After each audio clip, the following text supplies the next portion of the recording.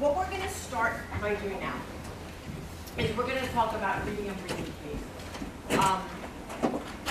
And cases and classroom notes. Because cases and classroom notes are the bulk of the information that you're going to be writing down apart from your outline. So we're going to talk about outlining later, but we're going to start by dealing with what should you be writing down and how should you be taking notes on cases, and how should you be reading them, and what could you maybe do to adjust the way you read cases in a way that will further your goal of doing better at the end of the semester on the final. I know the second years ago, I don't read cases anymore. Do any of Yeah, that? so let's talk to you guys. Do you read and read cases? Not like I did first year. Not like you did first. So tell me. First year, I actually like set and type. Yeah, you did the facts. Yeah. Tell me what you do now.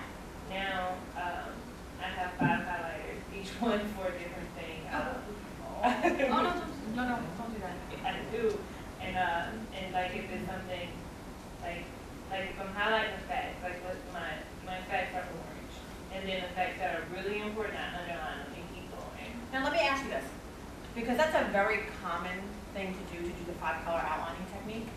Do you ever go back and read them? Yes. You do? Yes. And then what do you do? I take my books, or I have notes all throughout the book. I've always done that. I did that in undergrad. You take margin in notes. the book. Okay. Margin notes I like. Highlighting I hate. The reason I hate highlighting is because they're not your words.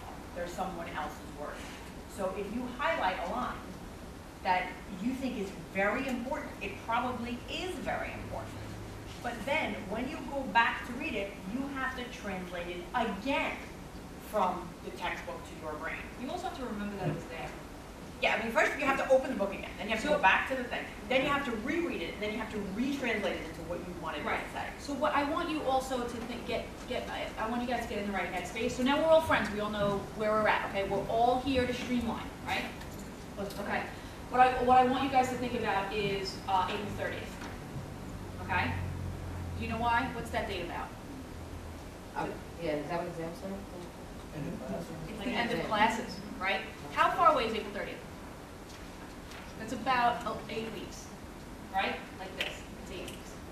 January's gone, we're already through February, so it's another 2 months away. We just did 2 months. So see how fast that is? So I want you to think about, if today was April 30th, would you want to go back to your textbook and look at that highlight? No, that's terrible to do to you on April 30th. It's not a nice thing to do to April 30th you, right? So April 30th you wants you to take that highlight and take it a little bit further and write something down. So you're writing in the margins, which is fantastic, which means that you're writing a note to yourself. This is what this means, right? Put that very important thing that you wrote to yourself and put it on a separate document so that you don't have to go fishing through your books for that, okay? So now when you're reading, what you really should be doing is you get in the headspace of why am I reading this? Well, let's Right. So we're gonna take it step by step. So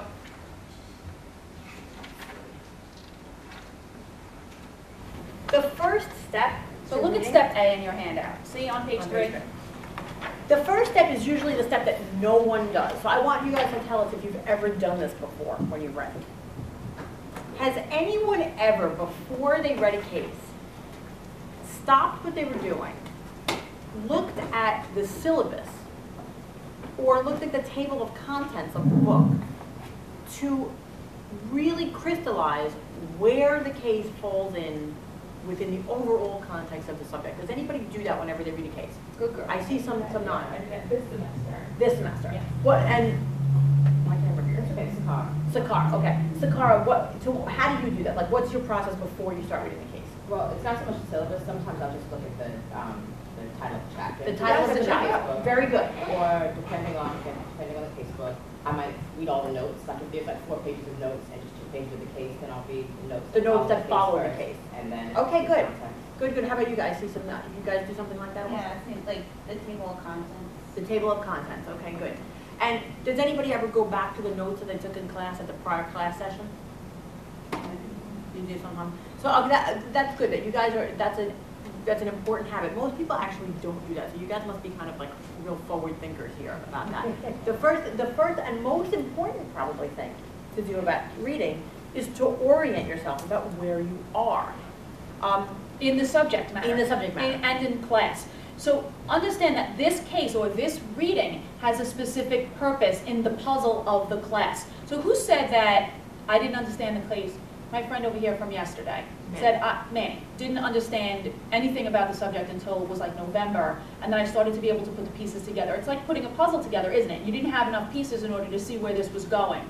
So now, this semester, what we're saying is, get an overview of what that puzzle's going to look like. Get the box, you know the box of the puzzle, and take a look at it and say, figure out where this piece goes. That's what you're doing when you're reading the syllabus and you're reading the chapter headings and the table of contents, because what you want to know is specifically where this reading fits in to the entire subject matter, because that's what you're going to have to do for the final. Always keep your eyes on the prize. First semester, we're always thinking about preparing for class, preparing for class, preparing for class. So when you read, you really sort of read in a vacuum because you just want to be prepared for the next day's class, because your professor's supposed to prep you for finals. And now we know better, don't we? So now let's just talk more specifically. So raise your hand if you're taking constitutional law right now. Almost all. So of you, all the okay. first years and that's. Okay, so now in a class like constitutional law, what it means to get oriented for case reading is different than what it would mean to get oriented in a class like criminal law or torts or contracts or property. Here's what I mean. A class like constitutional law, no, my two 2Ls, what classes are you taking right now, just so that we can kind of adjust a little bit?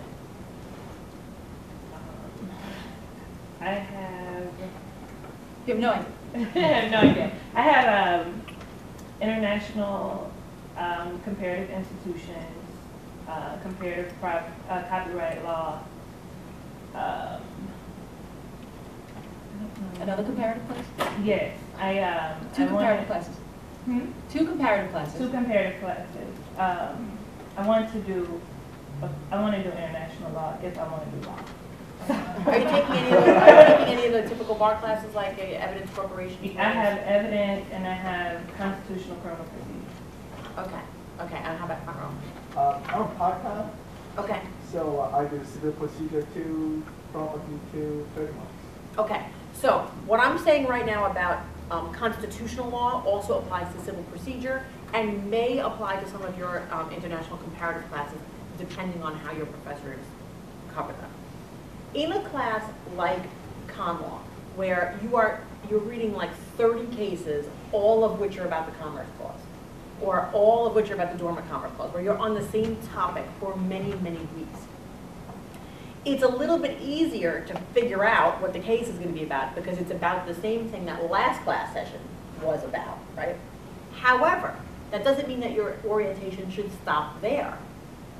If you are in the type of class where you're spending a long time on one topic, like personal jurisdiction or commerce law, then before you read the case, you should be thinking about what will ultimately become a case chart. And we'll talk about case charting later. But what we mean is, what's the issue that every case you're reading has in common? And I would go so far as to write it down. So are you, constitutional law people, are you doing the Commerce Clause right now? I know that you Maryland people are, okay. In the Commerce Clause, what is the issue that every single case is addressing? They're all the same issue. What's the issue? Good answer. I guess whether a certain statute might be violating the Commerce Clause. Nope, No? nope, that's not what's going, because the Commerce Clause is not something that can be violated. Give me an idea. Don't be so hard. Well, I'm not saying it's. Oh, no, it's okay. I get it. Look. Let me push you farther. Let me push you farther. What do you mean by violated? Because maybe you use that word and you mean what I want you to mean. That they're unconstitutional based on the Commerce Clause. So you're like half right and half wrong, Okay. okay? The right part, Unconstitutional. yeah, you're looking to see if the statute is unconstitutional. If it's unconstitutional, why is it unconstitutional? Because of what it says? Because to me, your answer is making me think that you're thinking that the reason why a statute might be found unconstitutional is because it doesn't say the right thing. And that's not true. equal protection, when you get to equal protection, that will be true, that a law would be found unconstitutional because it says the wrong thing. With the Commerce Clause, if a law is found to be unconstitutional, it's because Congress wasn't authorized to even make the law in the first place. It's not about what the law says, it's about the fact that the law even exists. So this is what I mean by getting oriented, right? You're going to spend a month maybe In that way, in cases. Yes, sorry. I'm sorry, I just want to sum up. In that way, it becomes unconstitutional. Becomes unconstitutional because Congress didn't have the authority. Okay. There were a few ways that things could become Right. unconstitutional. They leave that out in high school. Yeah. Everything's just constitutional or Well, right, unconstitutional. Right. So that's what you're leaning on. You're leaning on the last time you studied constitutional law, which was probably in civics class. Right? Yeah. Like, Right. Of course, right, because that's when the last time everybody started thinking about the Constitution was in high school. So there, in this context, whether or not something is constitutional is based on whether or not Congress has the authority, and that is the issue in every single case. In every single In evidence class, it's right now, is the evidence admissible or inadmissible? Always, always. Is the evidence admissible or inadmissible? That's Yes like or your no? broad, yeah, that's like It's your the broad. broadest thing that So- you could think of, right? So when you're getting oriented, I think a great thing to do would be to actually write out that sentence.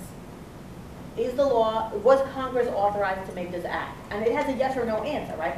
And you should be, whether you physically write it down or whether you just have it in your mind, the case that you're reading, if you're reading one case or two cases for each class session, they're going to fall either on the yes side or the no side. Taking that step, and it could take you like a little bit of time to do this, like not a lot, I'm talking 3 minutes, 4 minutes like that before you read the case. But taking that step to understand like how are the cases related to one another is really, really important, because then you get what the whole topic is about. When it's time to outline, it's much easier.